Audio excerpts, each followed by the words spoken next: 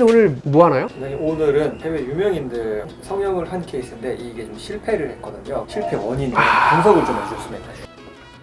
이건 좀 심각한데? 007의 본드걸로 나올 때 엄청 미인도 유명하신 분이었는데 기사에 그런 얘기도 남기셨던 걸로 알고 있어요. 성형수를 받은 부분에 대해서 굉장히 후회한다. 저는 오히려 다른 게 떠오르네요. 여기서 여기까지 갔을 때 느껴지는 과정과 그 아픔이 느껴지지 그런 세부적인 분석보다는 사실은 좀 마음이 아파요. 그러면 이게 성형 기술이나 뭐 성형 자체의 문제가 아닌 다른 쪽 문제라는 말씀이신 거예요? 단순히 기술만의 문제? 수술의 실패? 수술 잘못했다? 그렇게 얘기하기에는 그분들의 실력적으로나 상황적으로나 그런 판단적으로 접근하는 거는 조금 어려울 것 같습니다. 오늘 좀 다른 얘기를 하게 될 것 같네요. 신체 이형 장애라는 게 있어요. 끝없이 성형수술을 했던 것 같아요. 그러니까 젊은 모습으로, 젊었을 때 너무 이쁘니까 사실 비포가 예뻤으니까 그게 뭐 효과가 없어도 애프터도 예쁜 거죠. 그런데 만약 예뻤던 거에 뭔가 실패가 곁들여지면 애프터가 안 이쁜 게 되잖아요. 그럼 그거를 다시 예쁜 걸로 돌리기 위해서 무수히 많은 노력을 하게 됩니다. 불특정하게 수술을 여러 번 하다 보면 우리의 몸은 흉터화가 되고 변형이 일어나거든요. 그거를 다시 원래로 돌이키는 거는 쉽지 않을 수 있습니다. 나이가 들어가면서 그걸 막으려고 수술을 시작하고 그러다 보니까 어느 시점에서는 이제 잘못된 것들도 있었을 거고 오히려 이제 그걸 바로잡기 위해서 많은 시간을 들였던 거니까 이분을 뭐 신체 이형 장애다? 뭐 이런 분들을 얘기할 수는 없겠지만 솔직히 이 사진을 봤을 때 느껴지는 건 평범하지 않잖아요. 우리가 딱 어떤 사람의 얼굴을 봤을 때 편안함을 느끼고 이 사람은 나이 들었구나 라는 걸 느낄 수도 있지만 어떤 사람을 봤을 때는 기괴하다? 특이하다? 신기하다? 뭐 이런 얘기들을 할 수 있잖아요. 그렇게 되는 게 너무 과도해지는 것. 간단히 예를 들면 이래요. 눈이 자기가 작다고 생각을 해요. 눈을 키우고 싶었던 거죠. 그래서 눈 2mm를 키웠어요. 근데도 괜히 자꾸 자기가 작다는 생각이 드는 거예요. 그래서 2mm를 또 키워요. 4mm 이상이 되면서부터는 기괴해지는 느낌을 받을 수 있는 거죠. 수술한 이후의 기준점에서부터 뭔가 설정을 다시 세우면 기괴해집니다. 그래서 수술을 한두 번 했을 때까지는 괜찮을 수 있는데 이분도 처음에는 그런 얘기를 했던 것 같아요.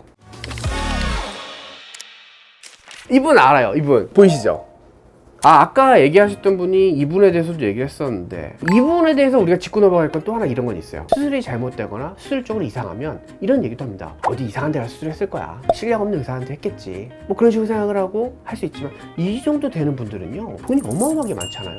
사실상 되게 유명하고 저명한 의사한테 수술을 받았을 거예요. 수술이 잘 됐다 잘못됐다를 평가하기는 어려워요. 성형외과 의사로서 가지는 고민의 시작은 이런 데서도 시작하긴 합니다. 환자가 와요. 수술을 해달라고 해요. 이 수술을 하면 별로일 수도 있을 것 같고 권하고 싶지 않아요. 환자는 꼭 해달래요. 여기서부터 딜레마가 발생하거든요. 처음에는 이 필요 없다 하지 말아라 라는 식으로 돌려보내는 경우도 많습니다. 근데 어떤 경험을 자꾸 하게 되냐면 누군가 해주는 사람을 끝없이 찾아다니다가 합니다. 근데 이제 오는 경우들이 있죠. 이상해져서 오거나 다른 거를 이제 하려고 또 오기도 하고 왜냐면 인간적 관계가 있으니까 이게 반복되니까 그러면 내가 이걸 잘해줄 수 있으면 내가 최선을 다해주는 게 낫지 않을까? 라는 딜레마에 빠지는 거죠. 의사 입장에서도 비록 저쪽에서 꼭 원해서 한 거긴 맞지만 좀 잘못된 경우도 있고 이렇게 하다 보니까 이제 그 손 봐주기 위해서 계속 이제 악순환의 고리를 돌면서 계속 여러 수술을 하게 되고 손을 두게 되는 거죠. 이런 부분들을 끊어내기 위해서 가장 중요한 건 의사도 확실히 이제 안 된다라고 생각하고 끊는 것도 마찬가지지만 환자 본인도 의사 선생님이 이거는 안 좋을 수 있고 아닐 수 있다라는 얘기를 했을 때 그걸 끊어내는 시작점이 매우 중요합니다. 이분 다 아시죠? 전 세계 인구가 한 70억 명이라면 이분은 70억 명이 다 아는 사람인 게 거의 확실하다고 생각합니다. 마이클 잭슨. 이분을 얘기하다 보면 저희가 오늘 얘기하고자 하는 결론에 도달할 수 있을 거라고 생각이 듭니다. 엄밀히 따지면 이제 어렸을 때 좀 아버지로부터 아동이었을 때 신체적으로나 정서적으로 학대를 많이 당했죠. 특히 이제 그 넓은 코가 심지어 스트레스였어요. 그 때문에 마이클 잭슨은 내 코가 이상한 코다라는 걸 어렸을 때부터 정서적으로 심어졌죠. 그렇게 살다가 그냥 잘 살 수 있었는데 춤을 추고 이렇게 하고 그러다 보니까 다칠 수 있잖아요. 그때 이제 코뼈가 부러진 게 저는 이 사람의 인생에 있어서 결정적인 어떤 계기이지 않을까라는 생각이 듭니다. 그때 처음 코 수술을 시작하게 된 거죠. 사실 그거는 어쩔 수 없는 결정이었으니까 그 다음부터 이제 여러 차례 수술을 시행하게 되고 마이클 잭슨을 두고서 얘기하고 싶은 거는 마이클 잭슨이 신체 이형 장애를 앓았을 것이다 라고 얘기를 합니다. 신체 이형 장애는 이런 거예요. 남들이 보기에는 이 사람의 외모적인 거 어떤 부분들이 인식하지 못하거나 이상하지 않다고 생각하는데 본인은 그 사소한 점이 너무나 못생겼다고 생각하고 너무 스트레스고 너무 이상한 거예요. 이 생각이 너무나 심해져서 뭔가를 어떻게 해야 되고 변화를 시키려고 노력하고 그리고 그런 것들에서 오는 스트레스나 그런 것 때문에 일상생활에까지 지장을 미치고 자기를 망가뜨려 가는 거죠.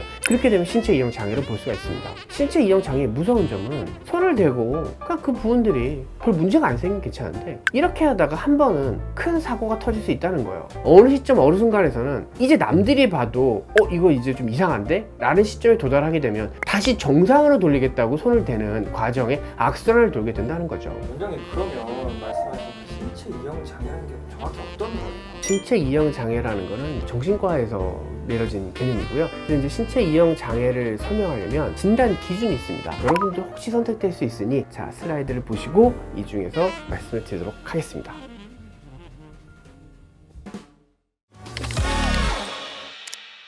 하지만 오늘 이건 정말 하고 싶었던 얘기이기도 해요. 어떤 환자가 있고 이 환자가 수술을 해달라고 하는데 이 수술은 별 필요 없는 것 같기도 하고 그 사람이 이제 그냥 원한다고 하는데 해야 되나? 라는 고민에 빠져있는 원장님들, 진짜 결단력이 필요하다고 생각합니다. 수술을 해서 그분들한테도 더 예쁘게 더 즐거운 삶을 살 수 있도록 도와드리고 싶은 건데 환자가 우겨서 하는 수술은 아닌 것 같아요. 저는 이제 그렇게 결론을 사실은 내렸고요. 환자도 우겨서 수술을 하려고 하지 말아라 라는 얘기를 꼭 하고 싶습니다. 시간을 기다리는 게 약일 수도 있다. 좀 낯설고 생소한 주제일 수 있으나 알았으면 좋겠다 라고 하는 부분이어서 가지고 왔고요. 여러분들에게 필요한 수술을 여러분들 아름답게 하고 즐겁게 해드리기 위해서 수술하려고 노력하는 의사, 스타라인 되도록 하겠습니다. 여러분 영상 시청해주셔서 감사합니다.